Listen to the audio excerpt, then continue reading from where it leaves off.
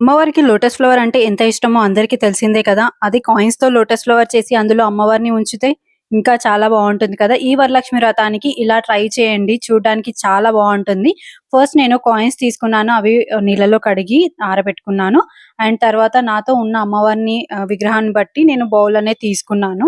తర్వాత glue gun తోటి first ఒక రో అనేది మొత్తం ఫిల్ చేశాను. ఒకటి తప్పించి ఒకటి అలా పెడుతూ ఫస్ట్ రో కంప్లీట్ అయిన తర్వాత సెకండ్ రో కోసం మనం 2 కాయిన్స్ పెడతాం కదా! దాని మిడిల్‌లో ఇంకొక కాయిన్ పెడుతూ ఆ రో కూడా కంప్లీట్ చేయాలి.